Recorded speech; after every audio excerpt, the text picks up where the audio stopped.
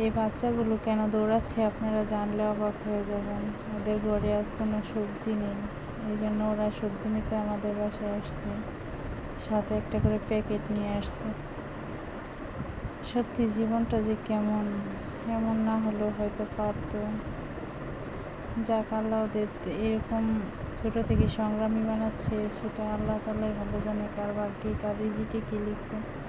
এ দেখেন, এই যে সবজির ক্ষেত দেখতে পাচ্ছেন, এগুলো হচ্ছে চিচিঙ্গা ক্ষেত, ধুন্দুল ক্ষেত। এগুলো আমাদের মানে আমার কাকাদের, আমার বাবাদের, আমার আব্বুর, এই আর কি। তো এই যে এই বাচ্চাগুলো, অনেকগুলো বাচ্চা আসছে, দেখেন 5-6 জন হবে আর কি। ওরা আমাদের বাড়ি থেকে ডাইকা নিয়ে আসছে, চুরি করে নেই, ওরা কিন্তু চোর না। ওরা আমাদের বাসা থেকে ডাইকা নিয়ে আসছে যে আমাদের কিছু সবজি দেন।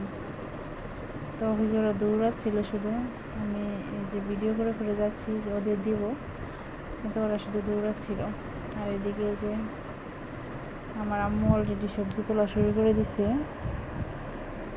ভেন্ডিগুলো উঠাচ্ছে এখানে। দেখেন এখানকার পরিবেশটা কত